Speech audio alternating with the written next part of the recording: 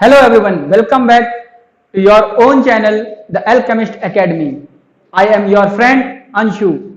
As you all know कि हम लोग पिछले टर्म पे रेशनल नंबर्स की प्रॉपर्टीज स्टडी कर रहे थे, ठीक है। तो अब आज हम लोग रेशनल नंबर चैप्टर क्लास 8 का जो फर्स्ट एक्सरसाइज है 1.1 उस एक्सरसाइज को हम लोग स्टडी करेंगे। थोड़ा सा रिवीजन करते हैं। रेशनल नंबर मैंने आपको बताया था कि रेशनल नंबर्स वो नंबर्स होते हैं जो P अपॉन Q की फॉर्म में हो और जिनका Q 0 ना हो, ठीक है। रेशनल नंबर्स की मैंने कुछ प्रॉपर्टीज बताई थी जिनको देखने के लिए आप मेरी जो पिछली वीडियो है वो देख सकते हैं, ठीक है। इसके साथ ही अगर आप इंटीजर्स को समझना चाहते हैं तो क्लास 7 के लिए मैंने जो वीडियो बनाया है उस इंट्रोडक्शन वीडियो को देख सकते हैं। उम्मीद करता हूं आपको मेरी वीडियो और मेरा एक्सप्लेनेशन पसंद आ रहा होगा। तो चलिए अब हम लोग आज आगे बढ़ते हैं रेशनल नंबर की एक्सरसाइज की तरफ। एक्सरसाइज पढ़ने से पहले मैं आपको एक और इंपॉर्टेंट प्रॉपर्टी बताना चाहूंगा जो कि इस एक्सरसाइज से जुड़ी हुई है, ठीक है। तो वो प्रॉपर्टी कौन सी है? वो प्रॉपर्टी है आपकी distributivity of multiplication over addition, ठीक है। प्रॉपर्टी है आपकी distributivity of multiplication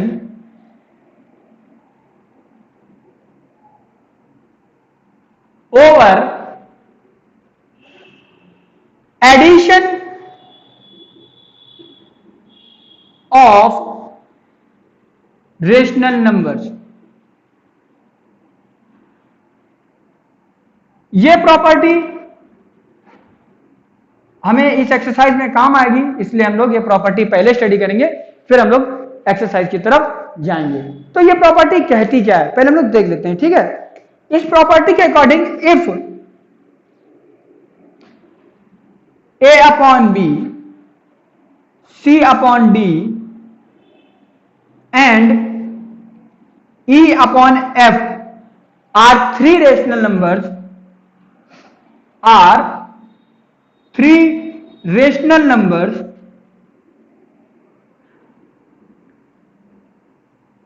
such that, ठीक है, कह रहा है कि डिस्ट्रीब्यूटिविटी प्रॉपर्टी के तहत अगर A upon b, C upon d और E अपॉन F तीन रेशनल नंबर्स हैं कुछ इस तरह से कि A upon b into C upon d plus E upon F, ठीक है।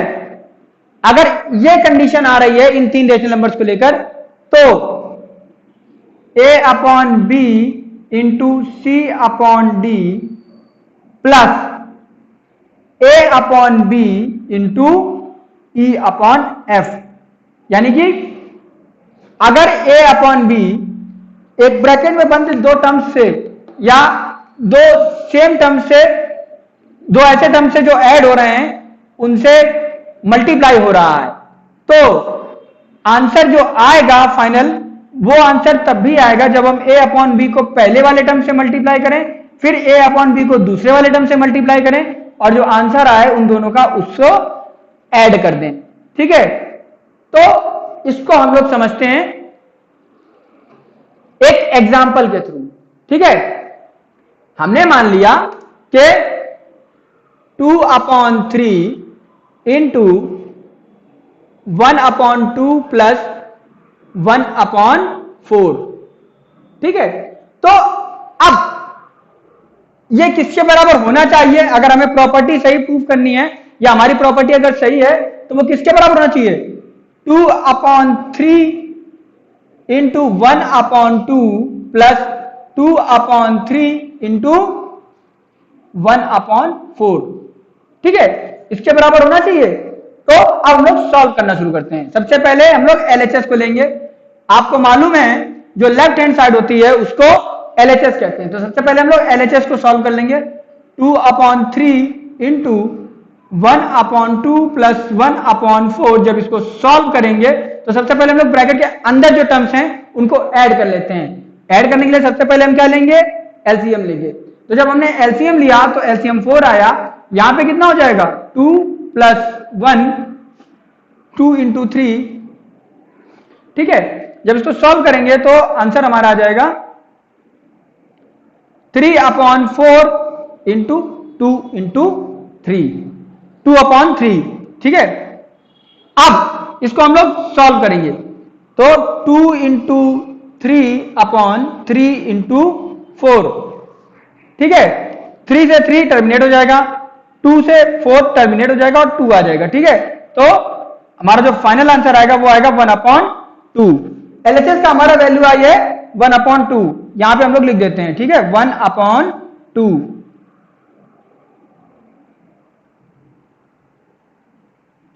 अब हम लोग आरएचएस को देख लेते हैं, ठीक है। आरएचएस क्या कह रहा है, 2/3 × 1/2 प्लस 2/3 × 1/4। तो सबसे पहले हम इधर क्या करें, 2 × 1/3 × 2 प्लस 2 × 1 3 × 4, ठीक है। अब 2 से 2 टर्मिनेट हो जाएगा, यहां पे क्या बचेगा 1/3 बचेगा, ठीक है। यहां 2 से 4 टर्मिनेट हो जाएगा, क्या बचेगा 1/6 बचेगा, ठीक है। तो अब हम क्या करेंगे, इन दोनों को ऐड कर देंगे। ऐड करने के लिए हमें एलसीएम चाहिए, ठीक है। तो 2 + 1/6 हो जाएगा, 3/6 हो जाएगा। जब 3/6 को हम लोग सिंप्लीफाई करेंगे तो 1 3 × 3 3 2 × 6, तो फाइनल आंसर हमारा यहां पे भी क्या आया 1/2 आया, ठीक है। एलएचएस में भी 1/2 आया था, आरएचएस में भी 1/2 आया है, यानी कि एलएचएस = आरएचएस। तो distributivity of multiplication over addition of rational number की जो प्रॉपर्टी है हमारी, वो हमने सही प्रूव कर दी। उम्मीद करते हैं आप लोगों को यह बात समझ में आ गई होगी। फिर भी अगर कोई डाउट है तो कमेंट सेक्शन में जरूर मेरे से जुड़ें, ठीक है। अब हम लोग, कोई डाउट है फिर से समझ लीजिए, देखिए एक बार, अगर A/B, C/D और E/F 3 रेशनल नंबर्स हैं जो कि जिनमें A/B जो है वो C/D और E/F के एडिशन से यानी कि सम से मल्टीप्लाई हो रहा है, तो अगर हम A/B को C/D से इंटू कर दें और A/B को E/F से इंटू कर दें तो जो आंसर आएगा यहां पे और यहां पे, इन दोनों को जब प्लस करेंगे तो आंसर वही आएगा जो आंसर यहां पे आना चाहिए, ठीक है। तो ये प्रॉपर्टी आपकी इस तरह से प्रूव की है मैंने, सामने आपके प्रूविंग पूरी दी गई है, आप देख सकते हैं और समझ सकते हैं, ठीक है। चलिए अब हम लोग आगे अपनी एक्सरसाइज की तरफ बढ़ते हैं।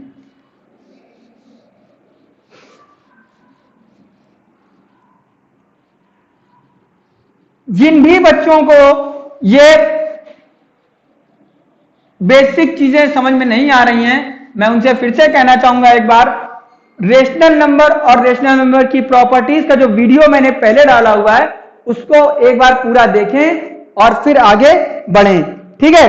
तो अब हम शुरू करने जा रहे हैं हमारी रेशनल नंबर चैप्टर की पहली एक्सरसाइज, एक्सरसाइज 1.1, ठीक है, जिसका हम लोग सबसे पहले देखेंगे क्वेश्चन नंबर 1।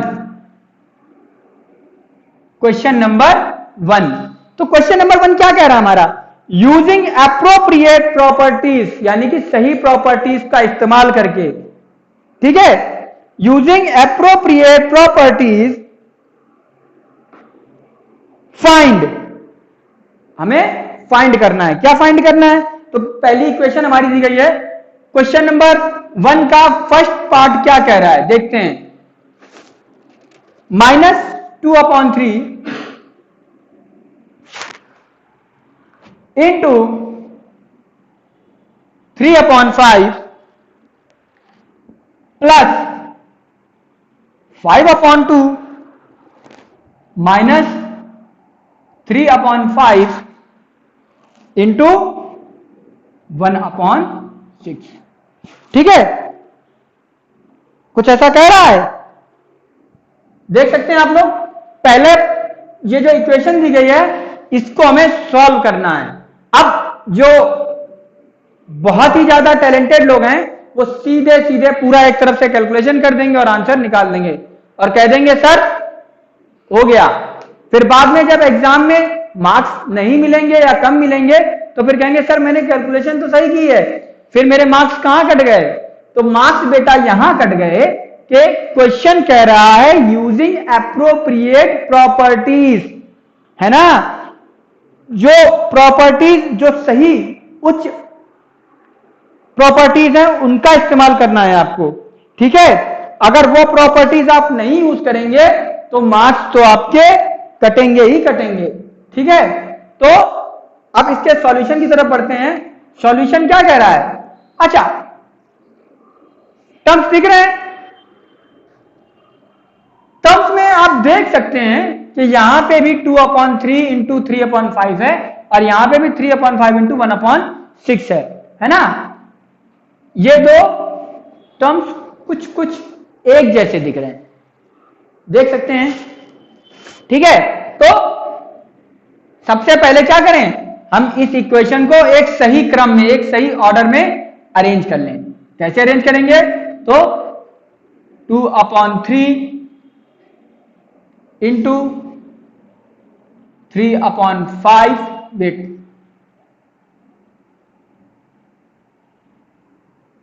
इंटू फिर -3/5 इंटू 1/6, ठीक है, प्लस 5/2।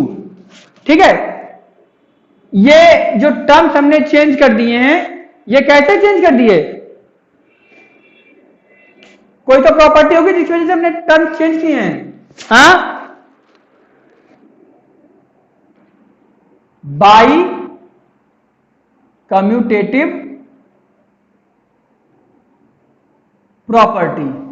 ठीक है, बाई कम्यूटेटिव प्रॉपर्टी। तो कम्यूटेटिव प्रॉपर्टी की वजह से हमने ये टर्म्स चेंज कर दिए हैं। ठीक है, कम्यूटेटिव प्रॉपर्टी आपको मैं फिर से रिकॉल करा दे रहा हूं।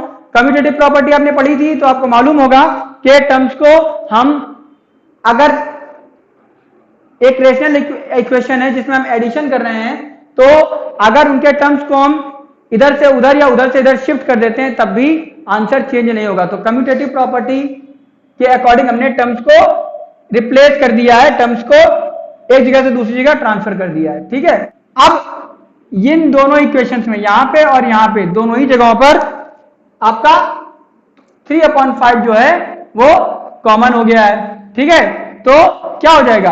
3/5 चूंकि मल्टीप्लाई हो रहा है तो हम उसको बाहर ले लेंगे। तो बचा क्या हमारा? 2/3 माइनस 2/3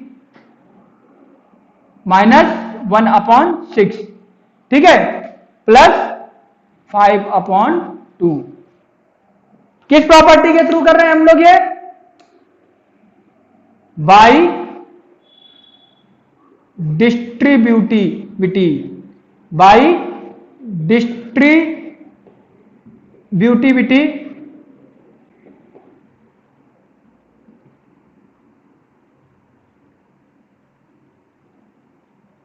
प्रॉपर्टी। ठीक है, डिस्ट्रीब्यूटिविटी प्रॉपर्टी के तहत हम लोग ऐसा कर रहे हैं। ठीक है, अब देखते हैं, इसको सॉल्व करते हैं। ठीक है, तो 3/5, यहां पे हम क्या करेंगे? एलसीएम ले लेंगे, तो एलसीएम हमारा 6 आ जाएगा। ठीक है, यहां पे कितना हो जाएगा? 3 2 जा 6 होता है, तो 2 2 जा 4 माइनस 6 1 जा 6 होता है, तो 1 1 जा 1 और प्लस 5/2। ठीक है, वैसे तो जब ब्रैकेट के बाहर कोई सिंबल ना लगा हो तो इंटू होता है, इसको याद रखिएगा। ठीक है, जो ब्रैकेट के बाहर का टर्म होता है वो अंदर के टर्म से इंटू होगा। ठीक है, फिर भी मैंने यहां पे इंटू का साइन आपके लिए लगा दिया है। ठीक है, तो अब हमारा आंसर क्या आएगा? 3/5 बाहर है एज इट इज, और ब्रैकेट के अंदर जो हमारा सॉल्यूशन आया वो आया -5/6 प्लस 5/2। ठीक है, जब हमने 3/5 इंटू -5/6 किया तो 5 से 5 टर्मिनेट हो गया और 3 2 जा 6 हो गया। तो नेक्स्ट हमारा आंसर क्या आएगा? -1/2 प्लस 5/2। ठीक है, जब इसको हम सॉल्व करेंगे तो चूंकि दोनों का एलसीएम सेम है तो जो हमारा वैल्यू आएगी, डिनोमिनेटर आएगा, वो 2 ही रहेगा और जब इनको सॉल्व करेंगे तो हमारा आंसर आ जाएगा 4/2, जो कि फाइनल वैल्यू देगा हमको 2। ठीक है, फाइनल वैल्यू आपकी आएगी 2। तो किस प्रॉपर्टी के थ्रू हमने ये क्वेश्चन किया है सॉल्व? ये क्वेश्चन हमने सॉल्व किया है डिस्ट्रीब्यूटिव और कम्यूटेटिव प्रॉपर्टी की हेल्प से। ठीक है,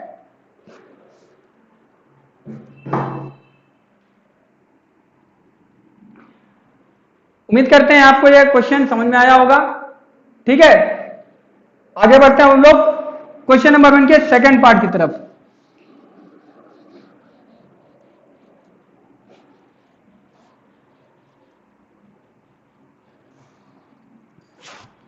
सेकंड पार्ट क्या कह रहा है इसका, देखते हैं।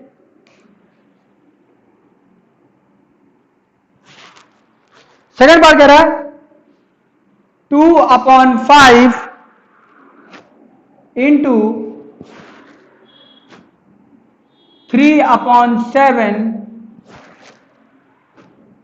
-1/6 इंटू 3/2 प्लस 1/14 इंटू 2/5। ठीक है, तो आप देख सकते हैं आपके सामने टर्म दिए गए 2/5 इंटू -3/7 -1/6 इंटू 3/2 प्लस 1/14 इंटू 2/5। तो अब इसको सॉल्व कैसे करेंगे देखते हैं। सबसे पहले हमको क्या करना पड़ेगा? सबसे पहले हमको टर्म्स को रीअरेंज करना पड़ेगा। ठीक है, तो टर्म्स को रीअरेंज करने के लिए हमें क्या करना पड़ेगा? सबसे पहले तो हम ये समझ लें कि कौन से टर्म्स ऐसे हैं जिनको एक साथ रखा जा सकता है। तो थोड़ा सा ध्यान दीजिए, 2/5 इस इक्वेशन से यानी कि 3/7 से इंटू हो रहा है, यहां पे 1/6 3/2 से इंटू हो रहा है, यहां पे 1/14 से 2/5 इंटू हो रहा है, यानी कि ये टर्म और ये टर्म बराबर हैं। तो हम क्या कर देंगे, सबसे पहले हम इन दोनों को सामने रखेंगे ताकि हम जो हमारी डिस्ट्रीब्यूटिविटी प्रॉपर्टी है उसको लगा सकें। तो सबसे पहले हम क्या करेंगे, 2/5 इंटू -3/7, ठीक है, प्लस 1/14 इंटू 2/5 माइनस 1/6 इंटू 3/2। ठीक है, तो अब आप देख सकते हैं कि यहां पे जो हमारे टर्म्स लगे हैं वो कुछ इस तरह से लगे हुए हैं, 2/5 इंटू -3/7 प्लस 1/14 इंटू 2/5। ये दोनों टर्म सेम जो हैं, तो इनके टर्म्स को आसपास रखा गया ताकि हम डिस्ट्रीब्यूटिव प्रॉपर्टी लगा सकें।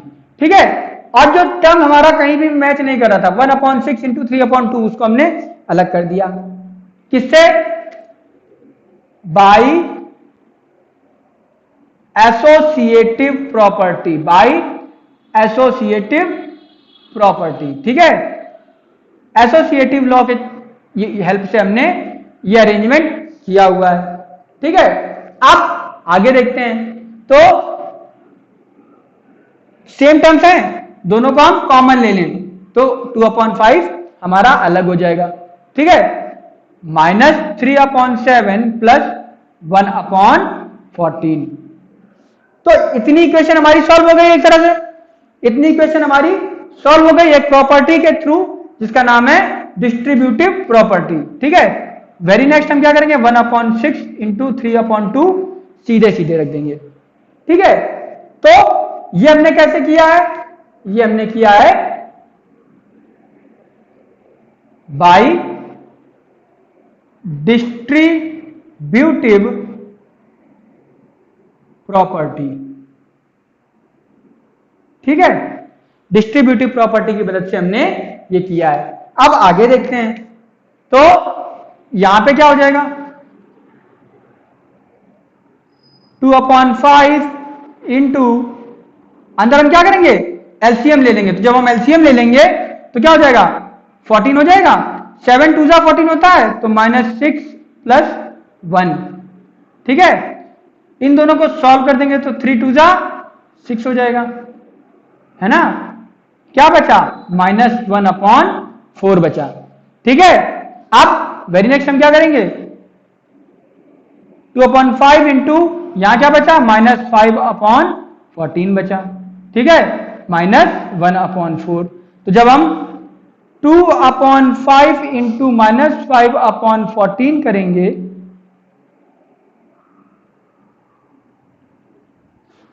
तो हमारा जो कैलकुलेशन होगा कुछ इस तरह से होगा, 2 इंटू -5, 5 इंटू 14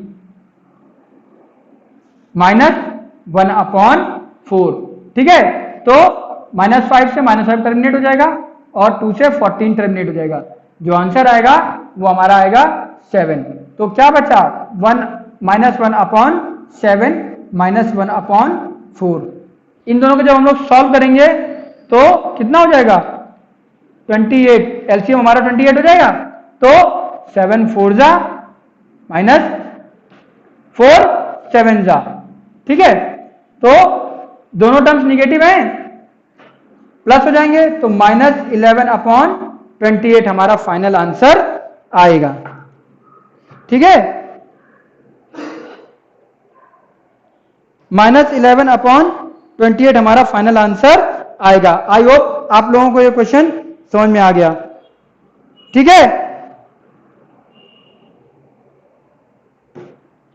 अब आगे बढ़ते हैं।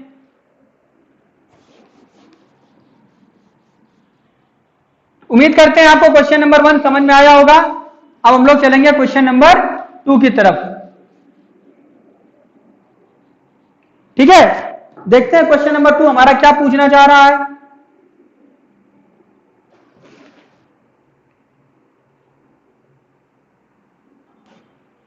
कह रहा है, right the additive inverse of each of the following. जो नंबर दिए गए हैं उनका एडिटिव इनवर्स लिखना है। ठीक है, तो सबसे पहला नंबर क्या दिया गया है, सबसे पहला नंबर दिया गया है आपका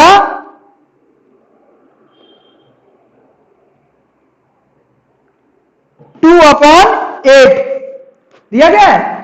जो वेरी फर्स्ट नंबर है वो है 2/8।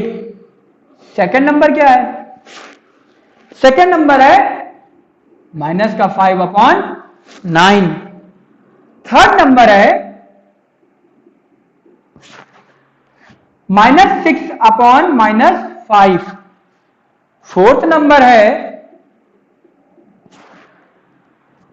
2/9। फिफ्थ नंबर है 19/6। ठीक है, तो देखते हैं, हमने आपको लास्ट टाइम पे बताया था एडिटिव इनवर्स क्या होता है।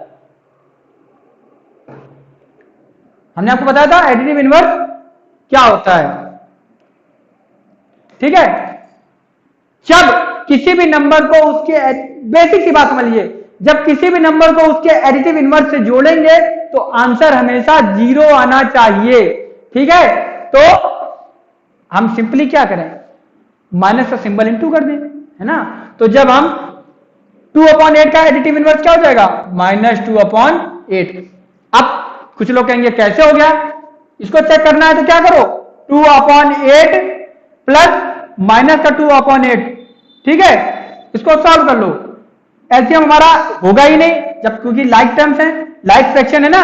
आपको मालूम है लाइक फ्रैक्शंस कौन से होते हैं, ऐसे फ्रैक्शंस जिनका डिनोमिनेटर सेम हो। ठीक है, तो चूंकि लाइक फ्रैक्शन है तो एलसीएम की कोई बात ही नहीं आई, तो 2 - 2, ऊपर का हमारा 0 आया तो नीचे की वैल्यू कोई मायने नहीं रखती, 0 आ गया है ना। 2/8 का एडिटिव इनवर्स हो गया -2/8। उम्मीद करते हैं ये बात आपको समझ में आ गई होगी। अच्छा, माइनस का 5/9 है, इसका एडिटिव इनवर्स क्या होगा देखते हैं। तो माइनस का 5/9 है, थोड़ा सा ऐसे देख लेते हैं हम लोग। ये है, इस पे अगर हम माइनस सिंबल इंटू कर दें तो जैसे ही ब्रैकेट खुलेगा माइनस माइनस प्लस हो जाएगा, तो प्लस का 5/9। ठीक है, अब यहां पे देखते हैं -6/-5। अच्छा देखो, माइनस में दोनों टर्म्स हैं तो सबसे पहले तो इनके माइनस अपने आप टर्मिनेट हो जाएंगे। क्या आया? -6/5 आया। ठीक है, जब 6/5 में हम माइनस का सिंबल इंटू करेंगे तो माइनस का 6/5 हो जाएगा। ठीक है, अब नेक्स्ट क्वेश्चन देखते हैं। 2/9 है, 2/-9, इस पर जब हम माइनस का सिंबल इंटू करेंगे तो -2/-9 हो जाएगा। इन दोनों को हम क्या कर देते हैं? टर्मिनेट कर देते हैं, तो जो हमारा आंसर आएगा एडिटिव इनवर्स का वो आएगा 2/9। ठीक है, सेम एज 19/-6 है, क्या करेंगे? माइनस का सिंबल इंटू कर देंगे, आपका न्यूमरेटर का माइनस डिनोमिनेटर के माइनस से टर्मिनेट हो गया, क्या बचा? 19/6 बचा। ठीक है, तो आपका जो फाइनल आंसर आया वो ये है। ठीक है, देख लीजिए इसको, फिर हम लोग आगे की तरफ बढ़ते हैं।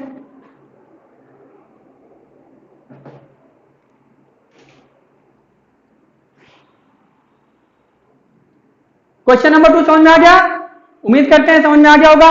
अगर कुछ भी समझ में नहीं आ रहा है, कोई भी डाउट है, या आपको देखिए एक बेसिक सी बात है कि इंसान कभी भी सीखना नहीं छोड़ता है और सीखना छोड़ना भी नहीं चाहिए। अगर आपको कुछ ऐसा लगे कि कोई एक स्लाइटर बिट इंप्रूवमेंट मुझे और बेहतर बना सकता है या हमारी टीम को और बेहतर बना सकता है, तो वो सजेशन हमें जरूर दें। Your suggestions are always welcome.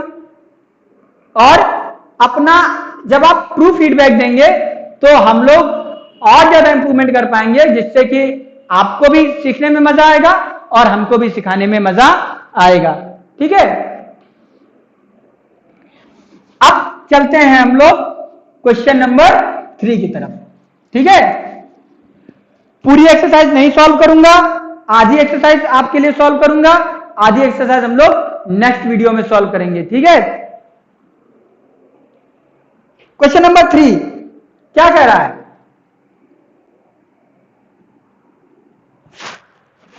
Question number 3 कह रहा है verify that -x into -x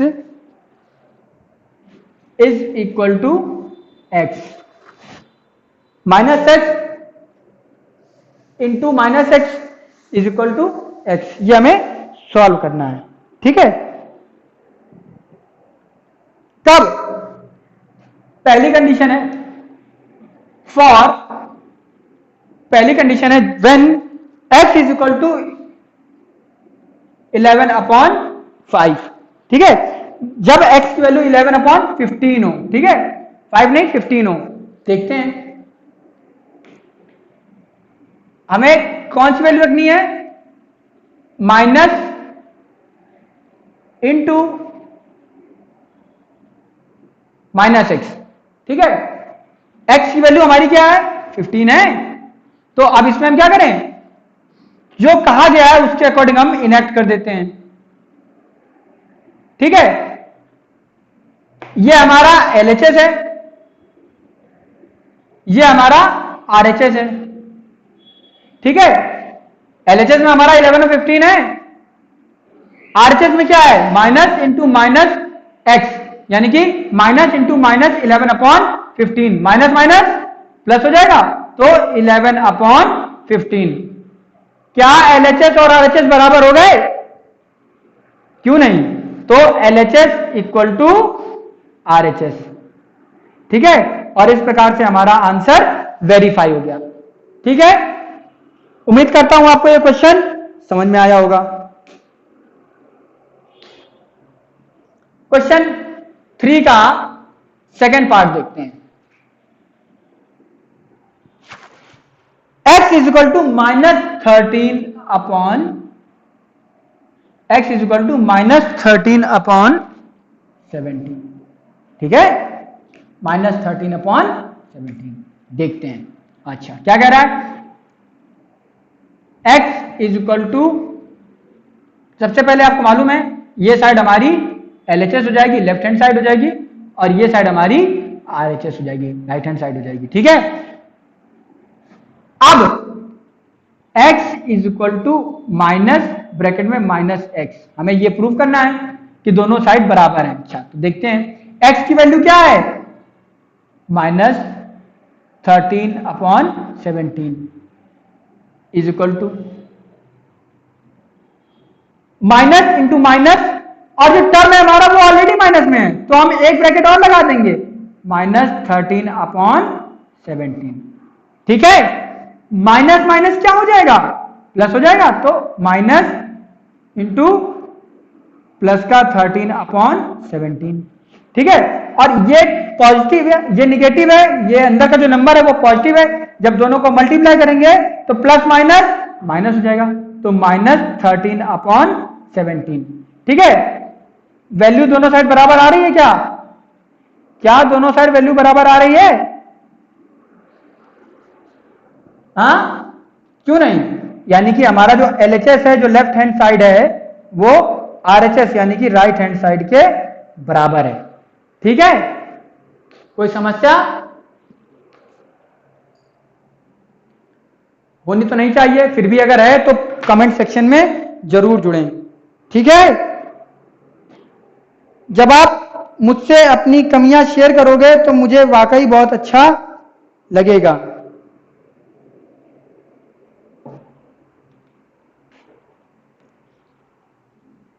आगे बढ़ते हैं।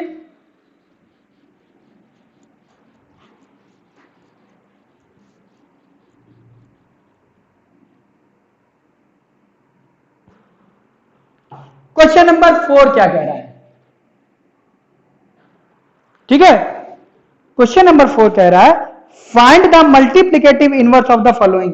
जो नंबर दिए जा रहे हैं उनके मल्टीप्लिकेटिव इनवर्स पढ़ाने हैं, ठीक है। आपको मालूम है मल्टीप्लिकेटिव इनवर्स मैंने बताया था क्या होते हैं, किसी भी नंबर को उसी के रेसिप्रोकल, किसी भी नंबर के रेसिप्रोकल को उसका मल्टीप्लिकेटिव इनवर्स कहते हैं। बताया था नहीं बताया था? हाँ, बताया था या नहीं बताया था? बताया था ना, तो देखते हैं, शुरू करें, चलिए देखते हैं। अच्छा, सबसे पहला क्वेश्चन क्या कह रहा है? फर्स्ट है -13, सेकंड है सेकंड पार्ट है -13 अपॉन 19, थर्ड पार्ट है 1 अपॉन 5, फोर्थ पार्ट है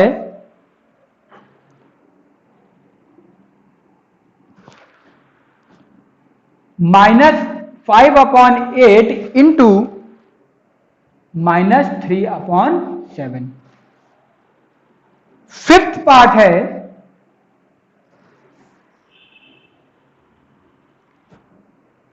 -1 इंटू -2 अपॉन 5, और सिक्स्थ पार्ट है -1, ठीक है। अच्छा, चलो देखते हैं। सबसे पहला है -13। अच्छा, तो आपको मालूम है 13 का रेसिप्रोकल क्या हो जाएगा, 1 अपॉन 13 हो जाएगा। भाई अगर 1 अपॉन 13 नहीं होगा तो 13 इंटू 1 अपॉन 13 करेंगे तभी तो 13 से 13 टर्मिनेट होकर 1 आना चाहिए। आपको बताया था रेसिप्रोकल या मल्टीप्लिकेटिव इनवर्स सही है या नहीं, ये चेक करने का सबसे अच्छा तरीका है क्या करो, किसी भी मल्टीप्लिकेटिव इनवर्स को उस नंबर से मल्टीप्लाई कर दो। आंसर क्या आना चाहिए, 1 आना चाहिए, बताया था। तो मल्टीप्लिकेटिव इनवर्स चेक करने के लिए हमने क्या किया, 13 को 1/13 से मल्टीप्लाई कर दिया, 13 से 13 टर्मिनेट हो गया, आंसर हमारा 1 आया। ठीक है, अब जो नंबर था वो निगेटिव था, तो निगेटिव सिंबल कहां लगेगा, ऊपर लगेगा। ठीक है, तो 13 का मल्टीप्लिकेटिव इनवर्स हुआ -1/13। ठीक है, अब नेक्स्ट क्या कह रहा है, -13/19। इसका मल्टीप्लिकेटिव इनवर्स निकालना है तो सबसे पहले क्या करें, रेसिप्रोकल करते हैं। तो रेसिप्रोकल क्या हो जाएगा, 19/13 हो जाएगा और माइनस का सिंबल ऊपर पुट कर दें। ठीक है, नेक्स्ट है 1/5, तो 1/5 का क्या हो जाएगा, 5/1 हो जाएगा। अब नीचे 1 की कोई वैल्यू नहीं है तो बचा क्या, 5 बचा।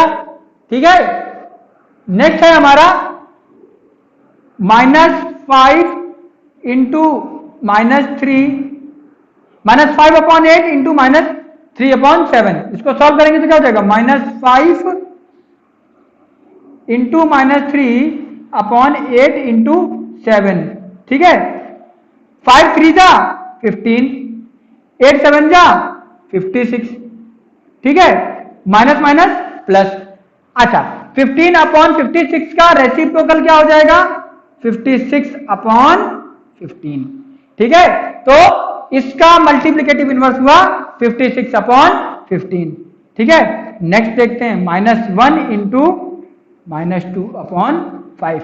जब बहुत ज्यादा अगर कंफ्यूजन हो रही इसमें तो क्या कर देते हैं हम, -1/1 इंटू -2/5।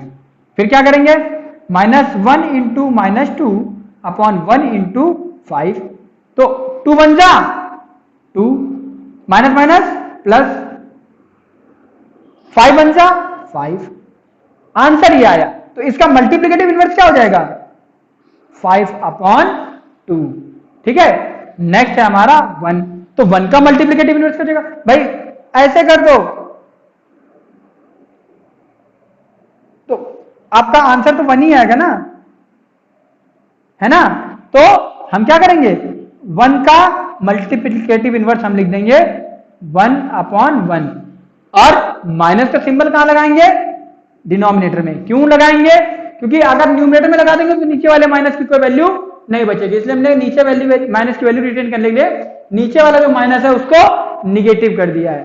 ठीक है, उम्मीद करते हैं यहां तक किसी को कोई समस्या नहीं हुई होगी। ठीक है, तो आपका question number 4 multiplicative inverse find करना हमने आपको बता दिया है। अब आगे बढ़ते हैं क्वेश्चन नंबर 5 की तरफ। क्वेश्चन नंबर 5 क्या कर रहा है, name the property under multiplication used in each of the following. अब हमें वो प्रॉपर्टी बतानी जिसके तहत मल्टीप्लिकेशन इन क्वेश्चंस में हो रहा है। ठीक है, देखते हैं पहला क्वेश्चन क्या कह रहा है। पहला क्वेश्चन कह रहा है -4/5 इंटू 1 इक्वल टू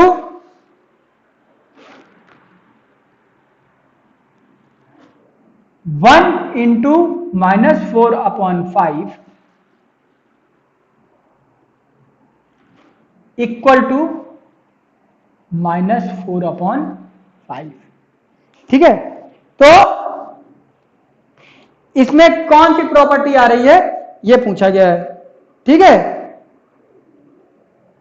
कौन सी प्रॉपर्टी आ रही है, जब -4/5 से 1 का इंटू किया गया या 1 से -4/5 का इंटू किया, दोनों ही कंडीशन में आंसर हमारा -4/5 आएगा। तो इसमें कौन सी प्रॉपर्टी आ रही है भाई, 1 से इंटू करने पर कोई वैल्यू चेंज हुई, नहीं हुई। 1 से इंटू करने पर किसी भी नंबर की वैल्यू चेंज नहीं होती है। तो इसकी प्रॉपर्टी क्या है, 1 is the multiplicative identity. One क्या है? वन एक मल्टीप्लिकेटिव आइडेंटिटी है। ठीक है, किसी भी नंबर से आप वन का इंटू कर देंगे तो उस नंबर में कोई विशेष डिफरेंस नहीं आएगा, कोई विशेष अंतर नहीं आएगा। ठीक है, हाँ अगर -1 का करते तब अंतर आता, लेकिन यहां पे 1 है। ठीक है, 1 इज द मल्टीप्लिकेटिव आइडेंटिटी। देखते हैं हम लोग क्वेश्चन नंबर 2। क्वेश्चन नंबर 2 क्या कह रहा है? -13/17 into -2/7 is equal to -2/7 into -13/17। ठीक है, थोड़ा सा आपको याद होगा, मैंने इस तरह की प्रॉपर्टी आपको रेशनल नंबर की प्रॉपर्टीज में बताई थी। क्या बताया था कि if a into b, a/b into c/d है तो उसकी वैल्यू वही आएगी जो c/d इंटू a/b आएगी। और ये प्रॉपर्टी, ये बात मैंने किस प्रॉपर्टी के तहत बताई थी? ये प्रॉपर्टी मैंने बताई थी कम्यूटेटिव प्रॉपर्टी के अंडर। तो यहां पे कौन सी प्रॉपर्टी आएगी? यहां पे आएगी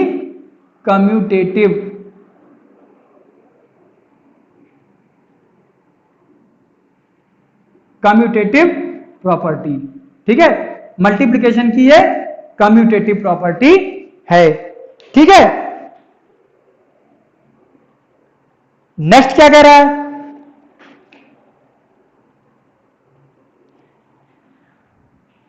क्वेश्चन नंबर 13 कह रहा है, क्वेश्चन नंबर 3 कह रहा है -19/29 इंटू 29/-19 इज इक्वल टू 1। ठीक है, अच्छा कौन सी प्रॉपर्टी आएगी ये पूछा गया है। यहां पे -19/29 है, यहां पे क्या है? 29/-19।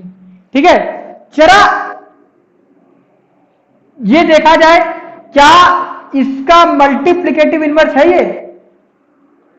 क्या -19/29 का मल्टीप्लिकेटिव इनवर्स है 29/-19 है क्या? क्यों नहीं?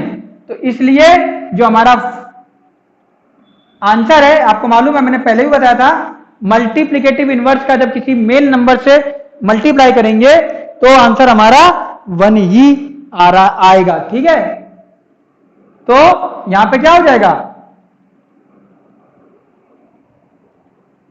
Multiplicative inverse, multiplicative inverse property. ठीक है, यहां पे कौन सी प्रॉपर्टी काम करेगी? मल्टीप्लिकेटिव इनवर्स की प्रॉपर्टी काम करेगी।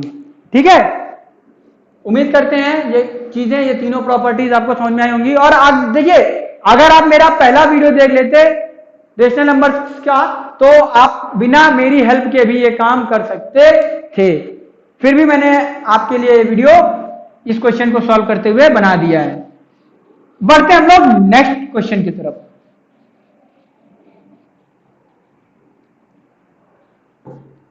क्वेश्चन नंबर 6 देखते हैं क्या कह रहा है। क्वेश्चन नंबर 6 कह रहा है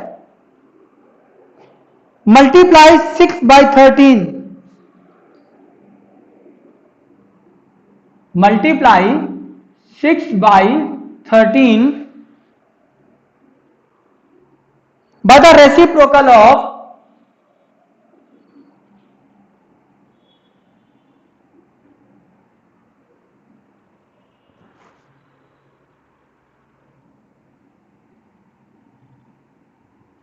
ठीक है -7/16। इसको इसके रेसिप्रोकल से मल्टीप्लाई करना है। ठीक है, 6/13 इंटू रेसिप्रोकल रेसिप्रोकल ऑफ -7/16 है ना। तो क्या हो जाएगा, -7/16 का रेसिप्रोकल क्या हो जाएगा, बता सकते हैं?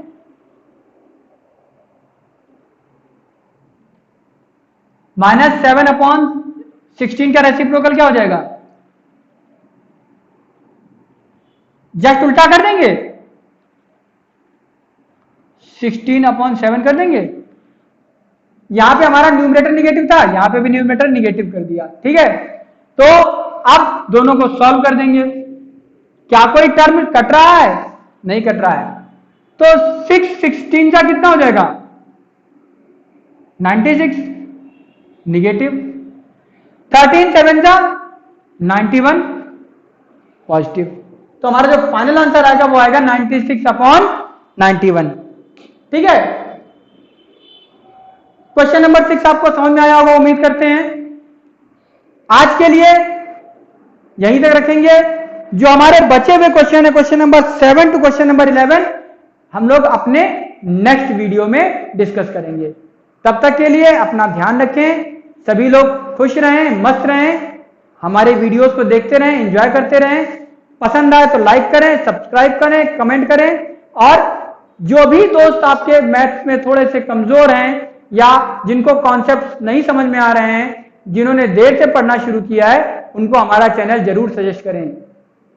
मिलते हैं इसी चैनल पे, तब तक के लिए गुड बाय।